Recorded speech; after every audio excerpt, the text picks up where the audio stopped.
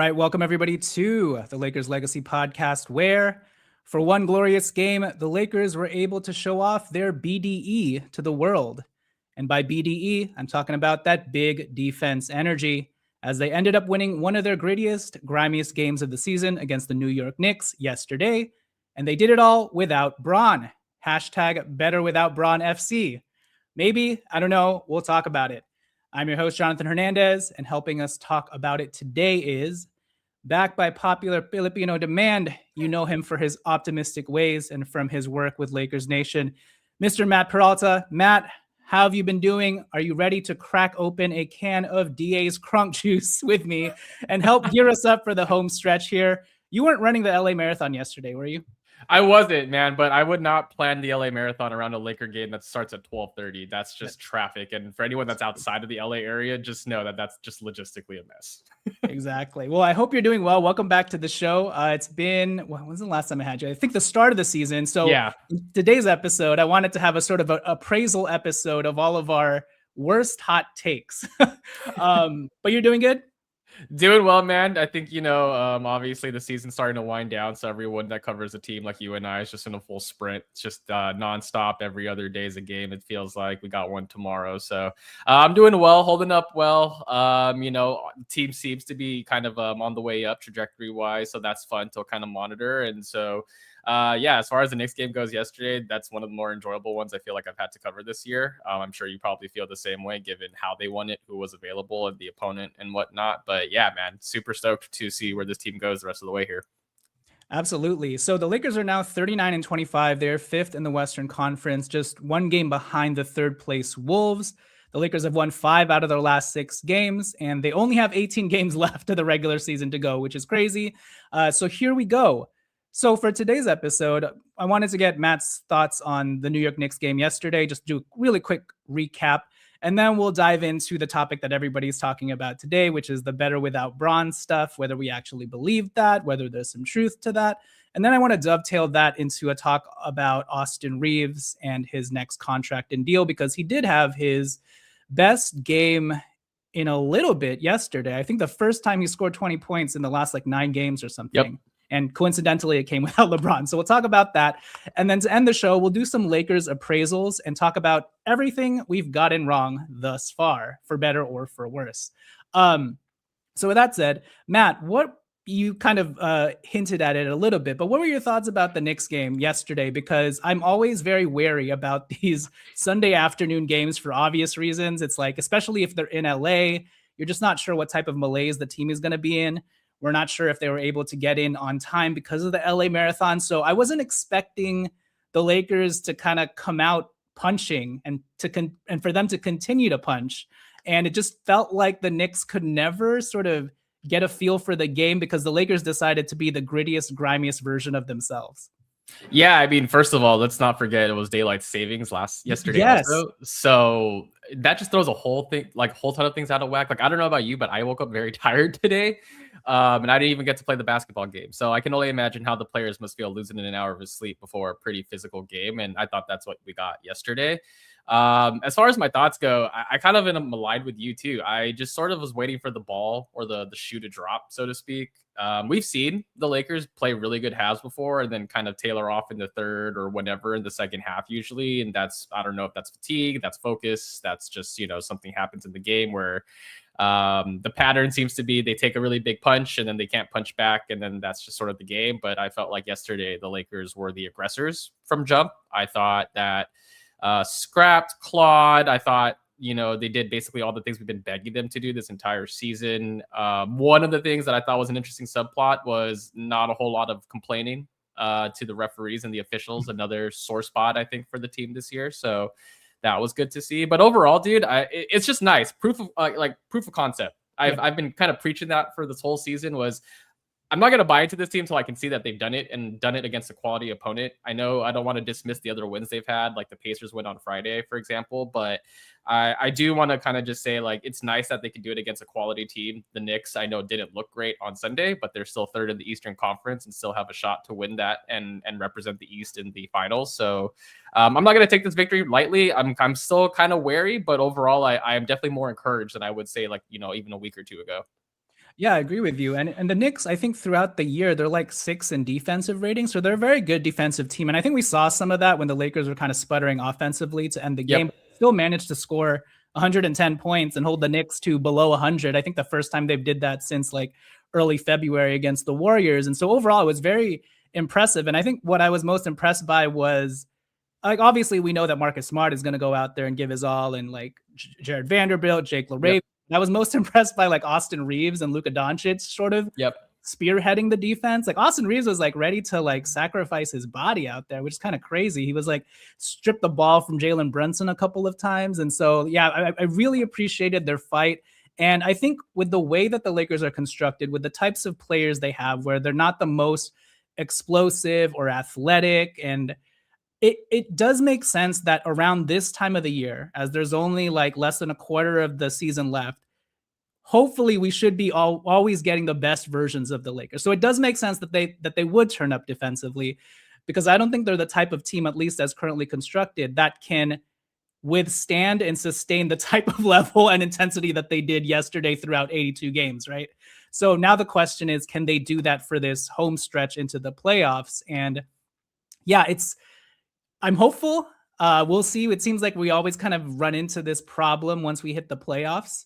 But we did this sort of thing last year, with DFS. But now we've got, I think, overall a more collectively stronger group defensively with Marcus Smart, Jake LaRavia, etc. So we'll see how long we can carry and sustain what we saw yesterday, because you're right. It is a good proof of concept. It is a great blueprint. Now it's all about sustainability with this team. I guess so. Now I want to talk about, there was one big factor that was missing from yesterday's game, which is LeBron James. And before we get into the conversation about, better without Bron and all that stuff, I did want to bring up this graphic. I'm sure many of you have seen it, but let me just pull it up. Okay. So this is from Data Baller. This is the Lakers 3-man lineups and their net ratings with one another. So I'll just read it out. So the Austin Reeves and Luka Doncic 2-man group with LeBron James off the floor have played 346 minutes together, and they are a plus 14.7 net rating.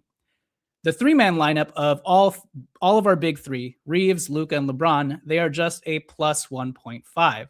Now, they've played 293 minutes. When it's just LeBron without Reeves and Luka, he's a plus 8.2 by himself, which is great. But I think, there's a lot of nuance to this, especially with the fact that I think LeBron, Luke, and AR have only played like 18 games together. They're 11-7 in those 18. I'm sure you guys saw the stat about Luke and Reeves' record without LeBron. They're 9-2. The nuance here is the fact that, I think for the first, I want to say 8 to 10 games, LeBron wasn't LeBron, or even the LeBron that we've seen. So bake that into your analysis. But right now, this is what we have to work off of, and I think whether or not there's actually any truth to what people are running with, the narrative that people are running with is the Lakers looked really good without LeBron. And I kind of give that topic to you now. What are your thoughts on the whole better without LeBron stuff? Are you just taking it as it was one game? The team is still working itself into a groove. Take it however way you want to go, and then I'll jump in wherever necessary. Oh man, I feel like I've got to talk about this very, very carefully, just not to get clip farmed off of this. Because I think I have a really nuanced take on this. And I think that it's gonna get lost if I'm just on Twitter arguing with someone, which is exactly what happened today. So I want to be careful about how I present this, because here I'll start maybe backwards, and maybe it'll make more sense for folks. But I do not think the Lakers are better without LeBron James. I think that, we had been talking about the trade deadline and just needed to get good players, like more talent on the roster. And I think LeBron has proven that, he's still at an all-star level player. Definitely someone that's productive, can still make an impact on winning, all those things. Like, I don't want that to get lost in the discussion here. However, where I think that maybe we're starting to see, just the difficulties of integrating 3 ball dominant stars. I think that there's just a level, or maybe, and I think even the data kind of plays this out or shows this too, is that I feel like we're cannibalizing touches amongst all three. Like individually, these guys can run offenses like basically with their eyes closed. Like I have no qualms if it's just LeBron on the floor by himself, if it's Luka on the floor by himself, if it's even Austin on the floor by himself. I think from a playmaking and scoring standpoint, I think the Lakers can thrive in those conditions. I think what happens though is that when you're trying to kind of balance the amount of touches that go around, who's initiating possessions, who's finishing them, you have all three guys at the same time on the court. I think that's just really hard to strike a balance there. And I feel like, there's a little bit of just diminishing returns, right? Like I don't want this to be taken as LeBron should never touch the ball. It should only be Luka and Austin. That's not what I'm saying. I just think that there may be some conversations about rejiggering roles, minutes distributions, usage rates, etc. I think we're just starting to see it, man. Like I think Austin genuinely has become, and I was going to talk about this later, but I guess I'll tease it now. Austin's been better than I thought he would be, and that's saying a lot because I have been an Austin truther since day one, and kind of the level he's hitting as an on-ball player, I think is really starting to drive these conversations about how much should LeBron really do at this point in his career. I think we both have seen that LeBron as a finisher works just as well as him as an initiator, and I think that's kind of where his role lies. But I think what we have seen up to this point in a very limited sample, by the way, because you brought it up, I think the trio's only played 18 full games together. It's kind of hard to workshop all of that in real time, especially because LeBron missed so much time in training camp, all of preseason, even some of the offseason.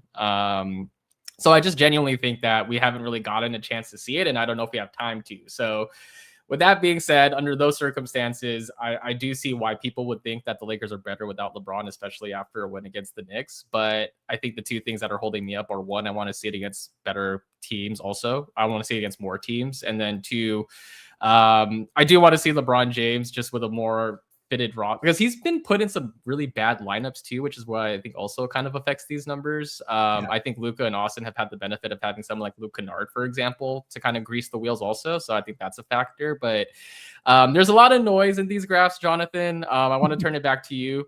Obviously, depending on what side of the fence you sit on in terms of do you like LeBron, do you hate LeBron, are you pro Luka, are you pro Austin? You could take this any matter of ways. My honest take on it is that I think there is some credence to how the lineups and how the stars are being utilized. But ultimately, I think where I sit on this is I'd still rather have LeBron on my team. I just might want to start considering how I use him. I think that's a great balanced, nuanced take, and for people looking for hot takes, they're on the wrong show, because we're the same person, Matt. Like we tend to skew the middle, but I will try and satisfy both sides of the argument. Although I do hate talking about this type of stuff, because after a game like that, you already know. Yeah.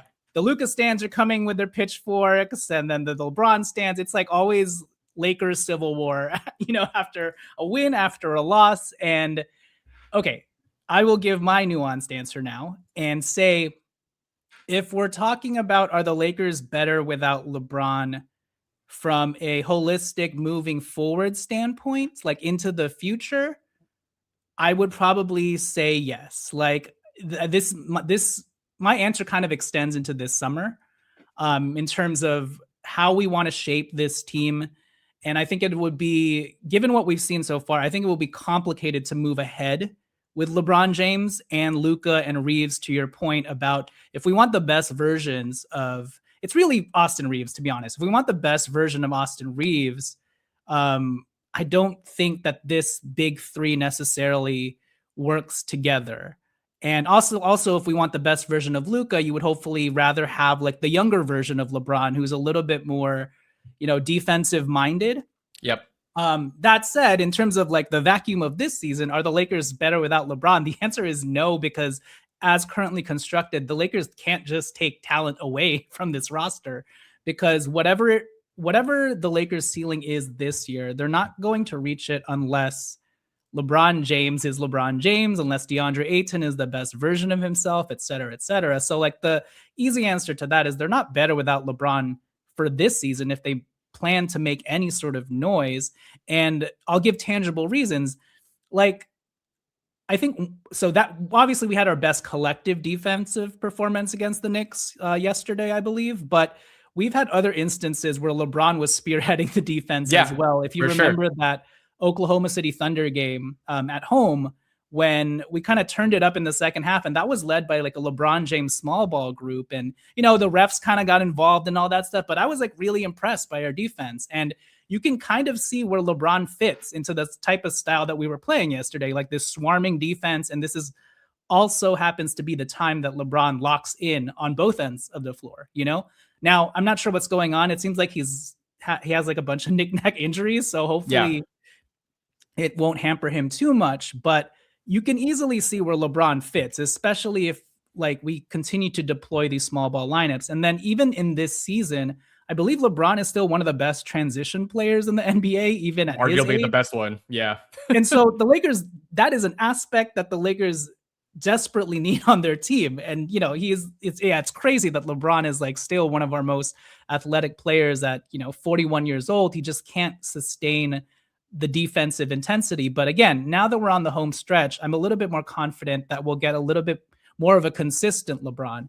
And so, yeah, Mike, long story short, no, I don't think the Lakers are better without LeBron, but kind of giving credence to your point, I do think that we do need to kind of rejigger sort of the usage priorities and put Austin back at number 2.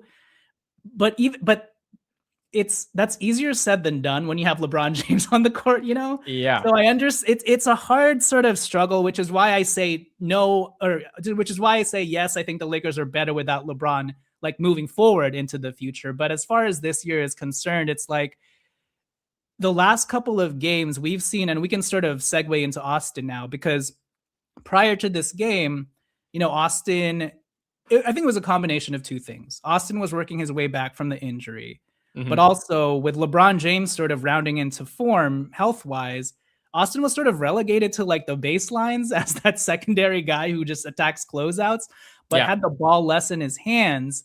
And I mean, you saw it yesterday, 25 points, his first 20-plus point game in the last 9 games. And actually, let me pull this graphic up. So I have Austin's stats with and without LeBron. So without LeBron James this season, Austin Reeves has averaged 28.3 points, 4.7 rebounds, 7.7 assists, averaged 17.3 field goal attempts per game, 2.7 threes, 48% from the field, 35% from 3, and that's in 15 games without LeBron. Now with LeBron, Austin's averages dropped to 20.4 points, 4.7 rebounds, which is the same, 3.9 assists, which is like a 3.7 assist drop, which makes sense with the ball less in his hands. Only 13 field goal attempts, so about 4 field goal attempts less. Now his efficiency rises, which makes sense as well, 50% from the field and I believe 39% from 3. But overall, you see how it's affecting Austin, and not necessarily in a bad way, but, you know, I don't know. I think you guys understand where I'm getting at. So yeah, let's talk about Austin Reeves now. And I want to get your thoughts on whether you have been able to properly sift through his last stretch here. And did it take LeBron not being out of the lineup for things to crystallize for you? Because I was getting a little bit worried. And I wasn't sure if it was all just like LeBron James, you know, being there with regards to Austin's recent play coming back from the injury. I was trying to give enough sort of weight to the fact that Austin's probably working his way back, but he did have that random game where he dropped like 36 points off the bench. So I wasn't sure, but yeah, what have your thoughts been about Austin's return from injury? And how much do you attribute sort of his kind of downturn in play to him trying to acclimate himself back to Luke and LeBron all of a sudden assuming that 1-2 spot? Yeah, I think it's a lot of things. It's never one thing. I think when you see dips and deficiencies, I mean, I think I'd also, one of the things I was thinking about as we were kind of like chatting through this before we got online was just this idea that I don't know if Austin's ever had this much usage in his career up to this point, and especially the way he's being guarded night to night. I think that's just exhausting and pretty physically taxing. So I wouldn't be surprised if he's just starting to show some fatigue down the stretch here. Obviously, you don't want to hear that, but I do think that because the Lakers are in a sprint, there is a little bit more urgency to play harder on both ends, and I think as a result, physically, guys just start to diminish a little bit. So I think that the combination of coming off a calf injury, obviously they haven't reported any setbacks or things like that, but I can't imagine he's like completely 100%. So I think that's part of it. And then it kind of goes back to the point we were discussing earlier, just about cannibalizing touches and needing to maximize basically the touches you do get. And I think you start to see that with Austin a little bit, pressing a little bit, or things, or just not having enough opportunities and not being as aggressive. I remember JJ Redick had talked to Austin, I think before yesterday's game, just about staying aggressive and, kind of playing within himself. A lot easier to do when LeBron James is in there and you got guaranteed more touches. But I think when LeBron does eventually return to the lineup, I'm with you. I think Austin does need to be more of a priority here. And I think one point I did want to bring up too is that I just think when you've got LeBron on the court, he's not going to be able to blow by defenders every day and, get into paint, suck in defenders, and then kick balls out. Luka and Austin do that basically every possession down. That's just sort of the bread and butter that the Lakers live under right now. And I think, having someone like Austin to take more of those options from LeBron, talk more of those possessions away from LeBron to create more, I think that's kind of why you start to see the offense look a little bit more greased up. And again, not an indictment on LeBron. Like if I was 41 years old, I'm probably not just trying to crash into the paint every single possession too, which is why I've advocated for him to be more finisher than initiator at this point. And I also do think maybe why the fit looks a little wonky is because LeBron is also, I believe, in like one of the worst 3-point shooting dips he's had in a career. And again, that's probably a whole lot of stuff too. I just don't think you become like a near 40% shooter and then drop all the way down to 30. I think that there's probably just some more stuff going on there, but I think that has also contributed to maybe why the numbers across the board don't look great or why the data doesn't like show that trio working out better. I just think because LeBron's outside shot has also taken a hit. I know I went in a bunch of different directions there, but I think coming back to Austin, I do think though that the Lakers look a lot better offensively when he's got more touches, and I think that's just by virtue of being more aggressive, getting downhill. I know LeBron James can absolutely still do that. Like, don't hear what I'm not saying. I just think that to ask him to do it every single time down the floor, when you've already got two guys that are pretty much masterful at doing it, I think that's sort of where the Lakers aren't really necessarily getting the most out of its 3 stars. It's basically guys replicating the same job. Yeah. And I think they've done a slightly better job of sort of giving each player their assignments. Whether or not it stays consistent throughout a game is another question with regards to, all right, LeBron, you operate in the post, you sprint down the court, and he's been sealing his man in the post, and they've been throwing that lob pass to him.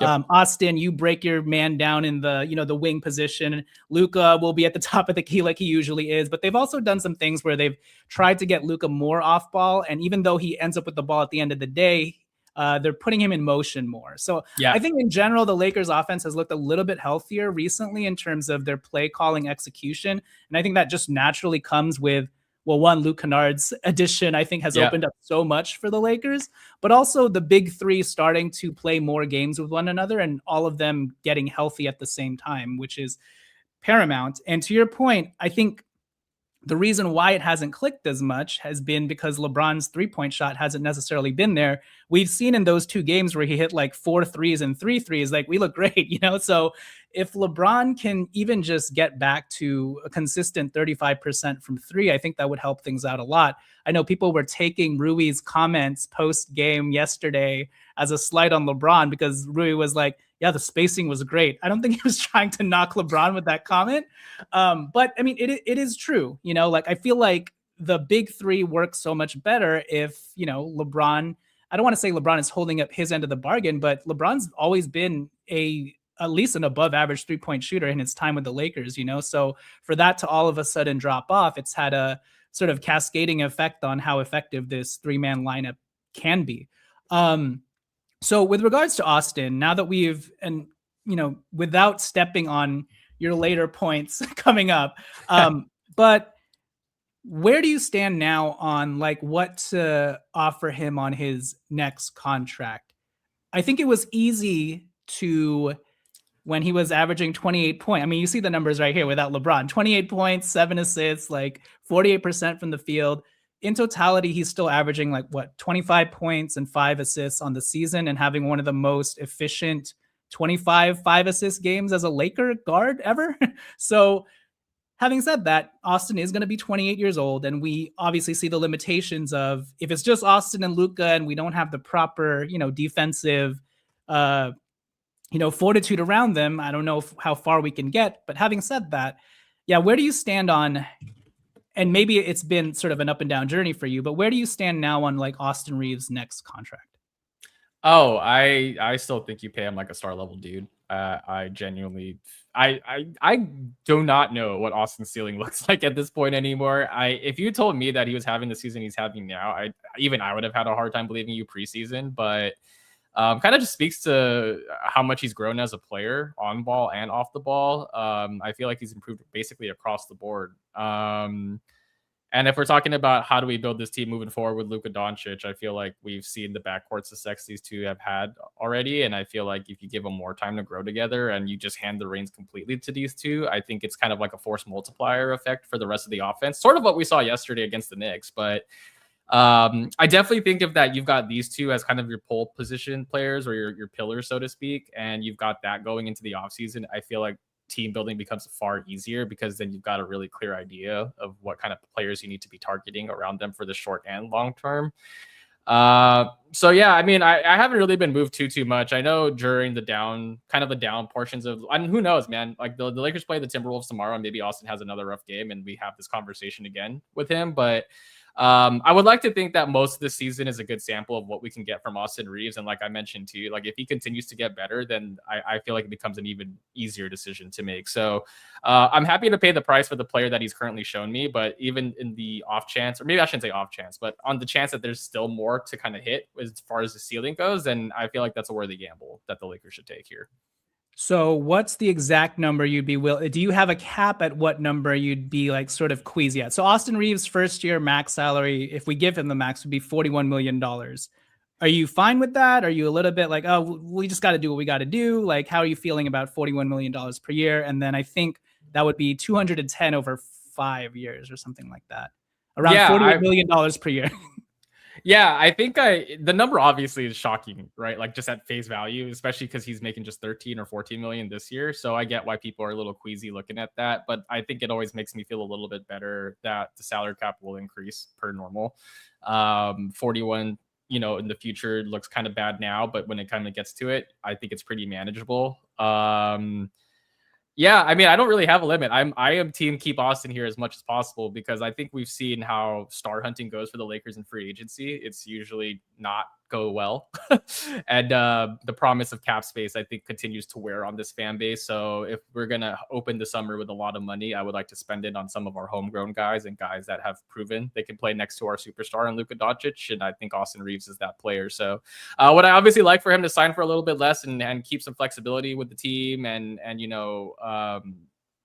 be able to say that we've got really good value out of Austin because I think we said that after his last contract. Like as soon as he signed the 4-year, $52 million, I was like, that's easily going to be the bargain deal of the NBA, and it has been in spades. It kind of sucks to feel like you'd lose that if you sign Austin to this massive extension that I think most people are expecting at this point. But at the same time, I'm team lock up good players for the foreseeable future and then kind of build the team around that. Yeah, that's fair. And I mean, the most ideal scenario is, and I actually I feel like Austin would be on board with this if you work with him and his agent and he understands the parameters with which the Lakers are working with. The most ideal scenario is Austin signs for the first year of like $35 million and they work with Austin to be like, hey, this is the team we can build around you and Luka if you do this versus $41 million. And I feel like Austin has been like, I'm LA all the way since day one. I want to be a Laker for life. That I don't feel like that's too out of the realm of possibility. But yeah, to your point, the Lakers also don't have a choice. Like they can't lose Austin. So yeah, pay him whatever he needs to get, and you deal with the ramifications of that later on, because next year it won't affect them because his cap hold is only going to be $24 million, depending on where the average NBA salary is at. But yeah, so I'm with you. I think the $41 million, you would hope for it to be a little bit less, but at the end of the day, I won't, pick hairs over what he ends up getting because he probably deserves it given how much he's improved year after year. So there's where we're at with Austin Reeves. So before we get into everything we got wrong, I don't have a sponsor for today's episode, but if you will humor me, Matt, I do have something to promote, something that I've worked on that I want to promote. Oh, so, absolutely. For those who don't know, on the side, I am a screenwriter. I work in kids animation, but I also do some short film type stuff. And one of the films that I was able to work on last year, so it's called God and Buddha Are Friends. It's a short film directed by my good friend Anthony Ma, who's also an actor. But I was able to help out with the early script consultation phases of this film. It's gotten into a couple of short film festivals over the last year and won some awards. But this upcoming Thursday, March 12th, it's going to have its first online premiere on the YouTube channel Omeletto. I don't know if you guys have heard about that, but it is one of the largest and most reputable short film platforms on YouTube with like 3.9 million subscribers. And so it's going to be released on March 12th, this Thursday on YouTube. So if you guys could do me a favor and check it out, I'll put the links in the description box below and remind people. And currently the film has been picked up by Nextshark, which is a big Asian American news outlet. They're producing this whole sort of online tour and everything like that. And they're trying to help amplify the release of it. And so, yeah, just wanted to get the word out. And I'm going to share the trailer of it since I didn't even give you guys what the log line or premise is. And so sit back and relax. It's about a minute long. Let me share the trailer to God and Buddha, our friends. Here we go. I can read now? 我已经拜过观音菩萨了，带起来他会保护你的，不要让菩萨生气咯。你们要去哪里玩？我们牧师刚好周末2天都要见面。Welcome! Andy, do you know about heaven? Is there pizza in heaven? Uh-oh. Did it freeze for you? Sure did. I was getting Oh into no. it too. Okay, hold on. Let me see what's going on here. I should have like queued checked this up, but I guess this video is not working the way that I wanted to. Anyways, I will put the link in the description box below. If you guys could do me a favor and check it out. It's only like, I believe the short is only like 20 minutes long. It's literally a short film. But if you guys are into quirky comedies about religion, this is what that is. It's about a young boy, Buddhism, Christian evangelism gone wrong, and how Pac-Man and Disneyland make everything come together and drown out the noise of religious piety. So if you're into that type of stuff, yeah. All right. So that's today's sponsor, God and Buddha are friends. Check it out on Omeletto, Thursday, March 12th.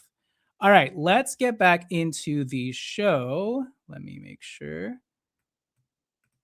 All right. So for the end of this show, Matt, I wanted to do some Lakers appraisals and talk about everything we've gotten wrong so far, for better or for worse this season. So all of our eating crow hot takes. I will let you go first, and we can go back and forth. What's something that you've gotten wrong, for better or for worse?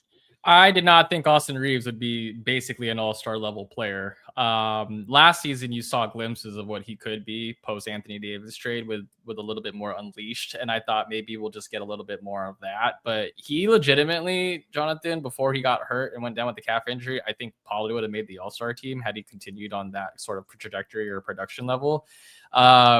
And I'm happy to be wrong about this, obviously. It's nice to know that Austin has played himself basically into a max slot, which means that he's developed and grown into a legitimate superstar on the ball offensively.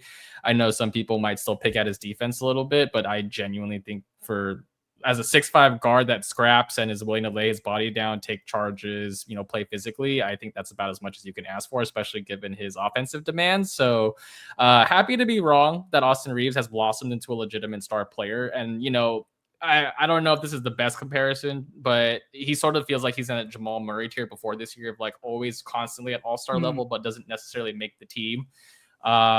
And I think maybe that's why Jamal Murray to me has felt so underrated, just because he doesn't have that on his resume besides this season. So I feel like Austin's kind of making his way into that tier of superstar guard where doesn't have necessarily the accolades or resume, but he absolutely belongs in that group of players.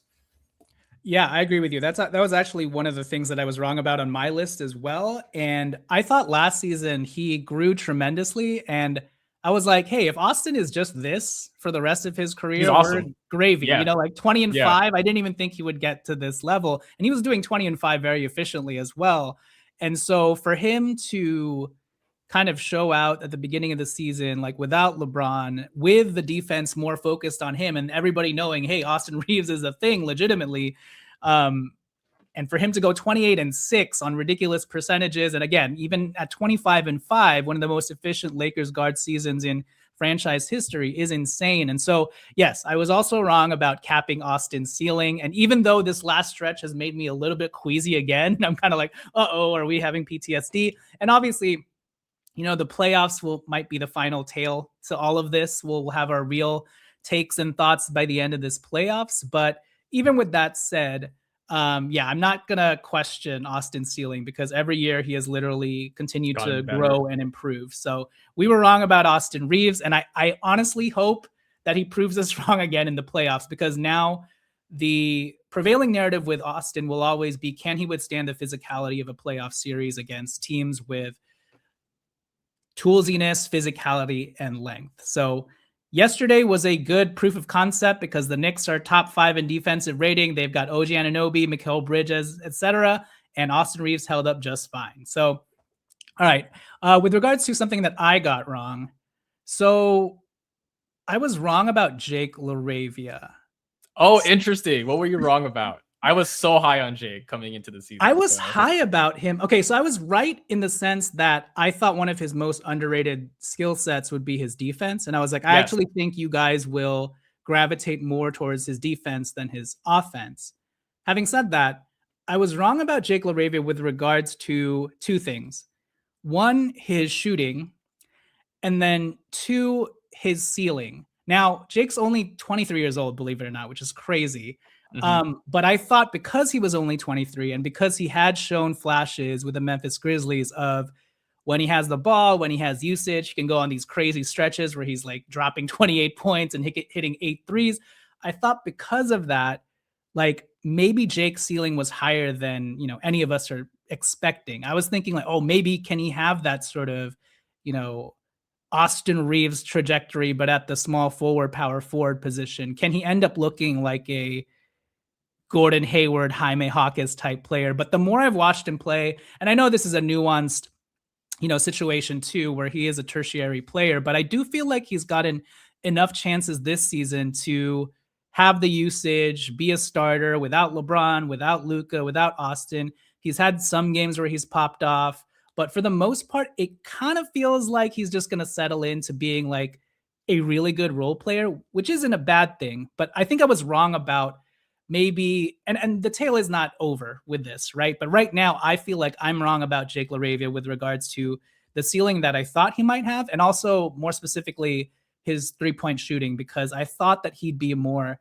consistent 3-point shooter than he's shown. And just watching his shot mechanics, I didn't really realize how like loose his 3-point shot was. Like he really just flings it up there. Yeah. I know it works for him sometimes, but he maybe should just probably hold it a little bit longer. But yeah, I think inconsistency shooting wise, and I think he's even mentioned it himself, right? He needs to work on that. But that's one thing I was wrong about with regards to Jake LaRavia. Now, that doesn't mean I'm low on him or that I wouldn't want him back next season. He's under contract next season. I'm just saying that after what I've seen as of right now, I'm like, okay, maybe my like ceiling projections for this player were a little bit too high. But any thoughts on that? And then you can give your next I was wrong about. No, I do think that maybe the 3-point shooting dovetailing the way it has the past few weeks is a little unfortunate. I know he just talked about, sort of like where he's at, struggling with the basketball. And I do agree with you too. Sometimes when you watch him shoot, it feels like he's rushing a little bit. And I know that's probably because they've got defenders closing out at him now pretty hard. And that's just probably in the scouting report. But I think overall, Jake has kind of contributed to the hard hat, dirty work kind of identity that I think the Lakers are trying to build defensively. I know Marcus Smart and Vandal kind of set the tone, but I feel like Jake's a big part of that also. Yeah. So I think from that perspective, he's useful. And again, like I think like you just take him at face value. Literally, he's a 6'8" forward that tries hard on defense, plays physically, scraps, dives for loose balls all the time, runs back in transition. Like I think the transition defense, Jake's helped a lot in that area too, just simply sprinting his ass back. The Lakers just need more guys like that. And I know that's like not glamorous. It's not going to show up in the box score every day, like all the isms that you want to throw out there. But I do think that Jake is legitimately a good role player and someone that I would like to see the Lakers continue to grow and develop, especially next to Luka and Austin. So that's where I'm at on Jake. I can't say he's necessarily exceeded expectations for me, but I am happy with like, just the player archetype and what he could be down the line. That's what intrigues me. But for this next one, I'll give you a twofer. And as the optimist, I think it makes sense, right? Where I'm going to go with this. But I apparently overrated Gabe Vincent and I underrated Maxi Kleber. Nice. Okay, so you're wrong about overrating Gabe Vincent and underestimating Maxi. Okay, explain. Because I thought Gabe had some legitimate stretches last year, and I was like, okay, this guy's finally healthy. He's got a role. You know, he's not going to be asked to do a lot, just defend POA and knock down open threes. And I thought you saw a lot of that last year. So coming into this year, I was really optimistic. I was like, oh, full season next to Luka, LeBron, Austin, off the bench, not as much responsibility. Just do the two things that they're going to ask you to do and you can run with it. And unfortunately, we saw exactly how things could go bad real quick for Gabe. So turning him into Luke Kennard was, I think we're even noticing now just how massive that was for the Lakers, not because of Luke, but just it's addition by subtraction, unfortunately, when it comes to Gabe. And, you know, we've talked a lot about DeAndre Ayton. I'm sure you've had a lot of conversations about him with other folks or just privately even, but for me, it's just like, it's nice to know that if I am absolutely out of big man options, Maxi Kleber can apparently come in and make an impact on winning without scoring. That's awesome. I guess the windmill dunks and other things he was showing off in the summer were not just for show, because like he genuinely looks like he did during the Mavs finals run, at least physically. Yeah. I know production wise it hasn't been there, but I can appreciate it. And it sounds like the team loves him, but I can appreciate just in limited stretches or spurts, he has been solid and I think looks like an actual rotation player. So I don't know what that necessarily means down the rest of the way with Jackson playing really well, but I am just genuinely surprised. Like I had written him off as just basically an expiring contract. I thought that was only his real asset. So at post trade deadline, and to see him contribute to a couple of games now where they win, it's refreshing. And I'm happy that it seems like there's at least a break in case of emergency option on the bench. Yeah, the Lakers almost kind of got lucky that they weren't able to trade Maxi Kleber, because unless we were getting someone like, I don't even know what big man was available, like Nikola Vucevic or something, I'm not sure if there would have been like a big man who could have helped us out and been okay with like sitting 3 games in a row and then coming in the 4th game. You know, Maxi Kleber is that type of player where we just need to put him in the Goku cryo chamber, you know. Yeah. And on the 5th game, he comes out and he looks like 2020 Maxi Kleber. But if we play him for the next 3 games straight, who knows what'll happen? He might fall off the cliff. But for Maxi Kleber can play in 1 out of every 4 games and he'll look really good. But for that one game, to your point, like he just does so many things. He's kind of like the power forward version of Jake LaRavia. He does all the little things for you connectively on both ends of the floor. Doesn't need a lot of usage, doesn't need the ball in his hands. In fact, there was that one play against the Phoenix Suns when the Lakers needed that like game tying 3, and they put in Maxi Kleber just to set a screen for Austin Reeves, because that's what Maxi Kleber does best. And so those types of players you need in the playoffs. And so I'm excited for, you know, whatever he can contribute for us this upcoming season. And so I'm just glad that he's healthy as well. Hopefully, I mean, I think he was out before the Knicks game, I think he was out the last game. So it's always a question mark with regards to how long Maxi Kleber can hold up. But for as far as it stands with regards to if we were willing to lose, you know, either Gabe or Maxi as one of our expiring contracts, I was definitely in the let's trade Gabe first. And then if we're stuck with Maxi, I think we'll be okay. And it's turning out to be the case that we may kind of be glad that we were kind of stuck with Maxi Kleber. So, all right. With regards to my next, I was wrong about. Okay. So I was wrong about DeAndre Ayton. And I'll say I was wrong about DeAndre Ayton in the sense that I think all of us knew the concerns coming into this season with DeAndre Ayton. Like, we knew all the prior warnings. We caveated everything we said at the beginning of the season. We even caveated everything we said during his great November stretch. We're like, you know, I'm not sure it's DeAndre Ayton. He's been around the block. Same cycles seem to be happening, but maybe we're crossing our fingers. Maybe it seems like this is like a different year. I think I was still wrong. Even with all that said, I was still wrong about DeAndre Ayton. And obviously the season isn't over. Things can turn around. But I think with DeAndre, I was wrong about, I said at the beginning, and I think you were on the show, I said, I think DeAndre Ayton's going to have a career year with the Lakers. Maybe not like a career year in terms of like he drops 20 and 12, although I did say that, but even just a career year from the sense of a career star in your role sort of year. Sure. And through the end of November, it was kind of looking like that. You know, he was averaging like 16 and 9, shooting like a ridiculous 75% from the field. And it was like, all right, this is what we signed up for. Here we go. DeAndre Ayton, last stand. He's really showing out.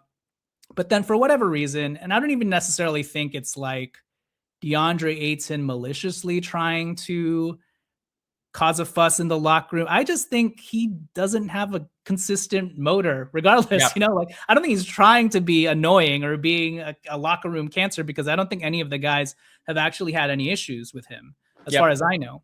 And people like to take that Clint Capella comment as like, oh, he's making a fuss and like causing locker room problems. And I'm like, no, I think someone overheard him say that in the tunnel. He wasn't saying that to anybody. You know, like I think he was just caught in a very raw human moment, and he was frustrated. He's allowed to be that way. You know, it only becomes a concern if he's like, hey, stop benching me, JJ Redick, in the closing minutes of this, whatever. But from everything I've seen, he's still cheering on his teammates at the end from the bench. So I guess I was wrong about DeAndre Ayton with regards to, you know, it's one thing to sort of know and digest the prior warnings from other teams, other beat writers.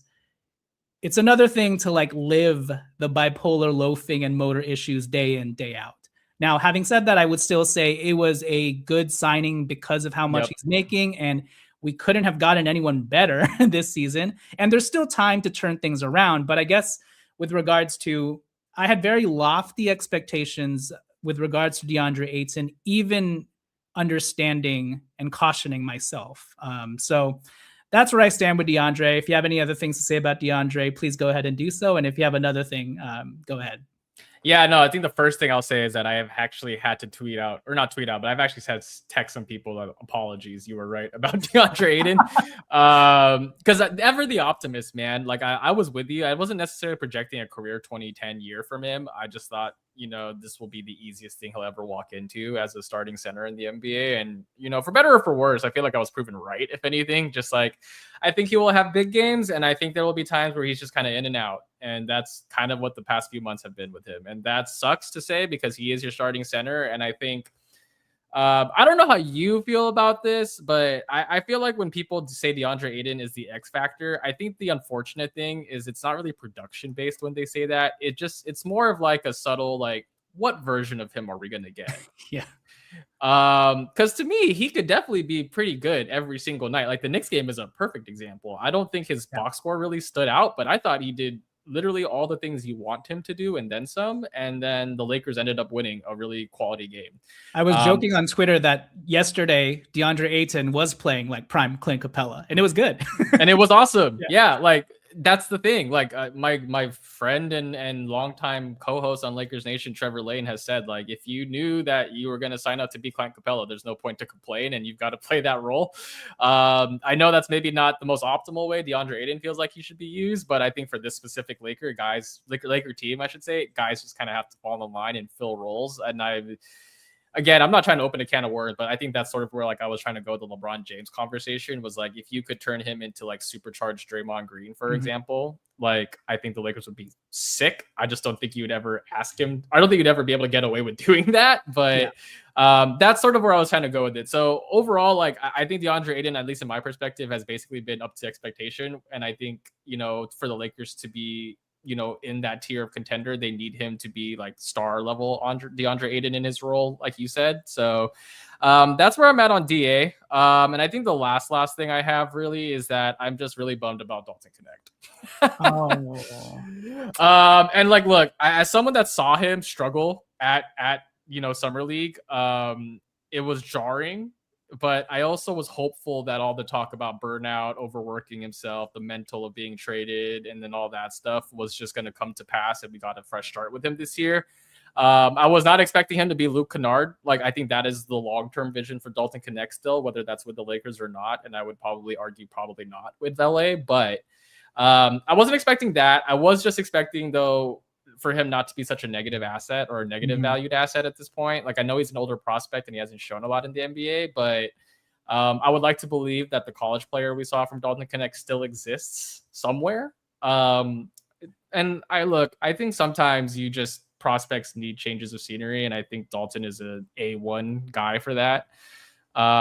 Sort of like the Malik Monk in the Hornets situation, where he just needs to get waived or get traded somewhere else and then find his way there. I think that's sort of where Dalton's development will be. But As far as the Lakers go, I'm just sad. Like, I wish that, he was able to carve out some sort of niche role on the team, even if it's just a floor spacing, shooting guard, small forward. But yeah, just I was a little bit wrong about where his trajectory would be, and now I'm just curious to see where if he finds his talent or his ceiling again. Yeah, the Dalton Connect thing is interesting and sad at the same time, because we'll never know what that sliding doors butterfly effect moment with that trade, what that would have done, because even up until that point, he was still like top 3 in rookie of the year, like voting up until that point. And so how much of it is due to the fact that he just got his mind messed with having to return to the Lakers, et cetera, et cetera? How much of that is just natural sophomore slump regression and teams understanding how to, guard Dalton Connect? I don't think we'll ever know, but I think to your point, I think it's fair to say I don't think the Dalton that we saw in the first half of the season last year is totally gone. He can still do those same things. He's just, I think the one thing that I didn't realize with Dalton is he's maybe not the shooter that we all thought he would be. He kind of needs like the ball in his hands a little bit to Sure. like work up a rhythm. He's more of like a 3-level scorer that when one thing is clicking, all of a sudden his 3-point shot is crazy. It's a little bit D'Angelo Russell-esque with regards to being a rhythm player. But if you just ask him to be Luke Kennard and be like, hey, run off a couple of screens, you better hit your one shot that you get here, I'm not sure if he's that. Clearly he hasn't been that yet. So yeah, hopefully, I don't know what we're going to do with Dalton. He's under contract next season. If I had to guess, I feel like we would kind of dump him with our first round pick or something, or like move a couple spots back in the first round and like have somebody take on his $4 million so we free up that cap space. But I honestly think that would be beneficial for both parties at this point. But yeah, that's a sad thing to be wrong about, because for like 2 months of the season, we were like, oh shoot, we got we got the perfect player for JJ Redick, and he's athletic. And then unfortunately not. But luckily we have Luke Kennard, so we can kind of still play out that fantasy a little bit. Yeah. All right. My last I was wrong about would be, so I was wrong about the Lakers doing more at the trade deadline this season. That's interesting. Yeah. So I thought that because we had Maxi Kleber, because we had Gabe, because we had Rui, that we would do a little bit more. We had that's 3 expirings, Yeah. I think what I didn't factor in was the fact that the Lakers just really want to keep their powder dry for this. Yeah. Like they really want to keep their powder dry, and it's understandable. And on top of that, okay, for me, I was like, okay, you can do that, but there are ways to still make marginal moves. But I didn't realize like how out of assets how little we could do with just 1 second-round pick. Yeah. I thought we could maybe maneuver our way into like, trade a pick swap for like a couple seconds, and maybe we could do this and that. But I think because of the parameters the Lakers set on themselves to be really disciplined this trade deadline, we didn't end up getting like, at the end of the day, I thought we could maybe do 3 versions of the Kennard trade, essentially. Like, just trade that expiring for this expiring. It's someone who could fit better, or at least someone who just, can provide something different than what we've already kind of seen with this team. But unfortunately, that didn't end up happening. Now, that being said, Kennard may be changing that narrative somehow all on his lonesome, because he's been so good, and we were talking about Maxi Kleber earlier with regards to, it's kind of like found money as well that Maxi Kleber is healthy. So in some ways, like the way that things have naturally played out. Now, the DeAndre Ayton situation makes me a little bit queasy, because I was also kind of calling for maybe the Lakers need to trade for some center insurance as well, even though Maxi Kleber is providing some help in that respect. But I was kind of like, can we get Daron Sharp in now? Because I don't know if this DeAndre thing is going to work out, and it's only been sort of worse from that point. But yeah, that's where I stand with regards to, I was wrong about the Lakers doing more at the trade deadline.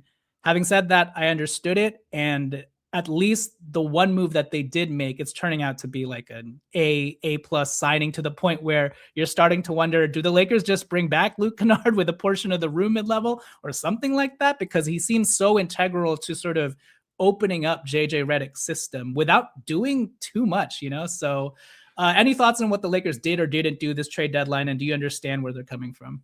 Oh, for sure. I mean, like, look, the way I look at these situations is I always put like the cap on for like the other side, right? Like I take the fan off, I take the fan hat off, and I put on the GM one. And I'm looking at this and I'm going, okay, what options are actually realistic to me? Like who can I actually attain with the current assets I have on hand? And does that make me X% better than if I don't make the trade, right? And I feel like the sad calculation when it comes to the Lakers and their assets is that there's just not a ton of value that could be extracted from them. That's why the Dalton Connect thing, which I just talked about, is sort of a bummer. Like if he had been more of a positive asset and teams were actually interested, I think the Lakers probably have more options at the deadline. Like something like Day'Ron Sharpe becomes far more manageable or realistic for a team like the Lakers. But I don't know, man. I guess I'm just a little sad that the expectations were low for them to do anything. I was happy that they did flip an expiring for Luke Kennard, albeit it did cost them a second. And we've seen how the DFS situation can hamstring the Lakers when you trade multiple seconds for guys and you don't bring them back. Not bringing him back though, obviously I think it's starting to play out, in favor of the Lakers, just given how DFS has looked this season. But overall, though, I think just the asset management was poor there. So as far as Luke Kennard goes, though, I think, the price of a second for what the Lakers could be down the stretch here is, I don't know, it could be worth it. I'm not sure yet, but the returns have looked awesome so far. I think it really just depends on how the offseason shakes out, dude. Because it's the same narrative every single year. It's like we've got multiple first-round picks to trade. We've got more cap space to work with. There'll be more players available. As Rob likes to say, can't buy a house that's not for sale. I think there's going to be more houses for sale in the summer, and hopefully the Lakers are buyers and not sellers. So I think it's just kind of a TBD. Like if you told me like, hey, I don't even know if Giannis is the prize that I want. Like I think most Lakers fans are dreaming of Giannis, and that's probably its own separate podcast. But my overall thing is like, look, if you're kind of preaching the things that you have been preaching for years now, and now that you've got your North Star and Luka Doncic and probably Austin Reeves right next to him, now's the time to kind of strike. And so I will be very, very interested how they utilize all the resources they have once, June, whatever comes around, like on draft night. That'll be very telling for me. And then I don't know if you're into other sports, but I think just being a Rams and Dodgers fan, it's just kind of, it's the SpongeBob meme where everyone's running outside having fun and you're stuck inside. That's how the Lakers have felt like to me for a while now. So I'm excited to see if they actually go outside and play and touch some grass. Well, luckily, the Dodgers ownership hopefully will force the Lakers to go outside and play as they continue to make new changes up top. And if you like, I think for me, I like the way that the Lakers have set up their cards for this offseason. Now it's all about the execution of what they do with their setup, right? And even with the Luke Kennard thing, I think even if he doesn't return and we had to spend a second, I just like that Luke Kennard helps us sort of give us a proof of concept of what things would look like, if we have the proper fitting pieces around JJ Redick. And if we don't bring back Luke Kennard, I'm assuming and I'm hoping that we get somebody younger to fill his spot this upcoming summer with all the cap space and the 3 first-round picks we have to use, et cetera, et cetera. So yeah, I'm optimistic about how we've set things up. Now it's about can Rob and whoever is alongside him with this new ownership group actually execute that, because that's at the end of the day what it's going to boil down to. So it'll be interesting to see what happens with like the little Bron thing and who we bring back from this year's squad. That's a podcast for a later date. But yeah, anyways, Matt, with that said, thank you so much for joining this show. I have one last I was wrong about. I feel like I have to say this because fans so I think for you and me, there are very few things that we're pretty like vehement about. So whenever I'm vehement about something, like, that like I really feel strongly about this. And the one thing that I was felt pretty strongly about and was campaigning for throughout the season was I was like, get Drew Timme off of this 2-way contract. Put somebody else in there. I was like, this guy does not fit what we're trying to do. You actually want another loafing, like skilled, but like not athletic dude. Like, what are we doing? He's a center / power forward who can't even protect the rim. So I will say I was wrong about Drew Timme. He deserves his 2-way spot. He's doing a lot of great things for the South Bay Lakers. And even when he has played for the Lakers, it's almost like he's been like the Jake LaRavia, Luke Kennard at the center power forward position for the Lakers. And obviously he's not going to be part of the Lakers playoff run because he's just on a 2-way contract. But given what he's shown, I was wrong about saying like Drew Timme. Now, granted, I said that I think he may be an NBA player for another team, but I was wrong about his fit with the Lakers. I just didn't think it was a good sort of, fit. But kudos to Drew Timme for proving me wrong. But anyways, Matt, thank you for joining the show. If you want to tell people where they can find you at, if you have anything upcoming, please go ahead and do so. Yeah, no. Well, first of all, I think I can appreciate a Lakers fan that will kind of argue over a two-way spot. when the conversation from Luka, Austin, LeBron to Drew Timme all the way down there, like the 16th, 17th guy on the roster. I love that. So, no, dude, I just want to say thank you for having me on again. I know that the season is long and we don't really get a chance to kind of catch up and talk Lakers basketball. So it's always nice to hop on here and kind of just shoot the breeze for a little bit. As far as where you can find me, X at _ Matthew Peralta. Then you can always find me at LakersNation.com, both on the website and our YouTube channel.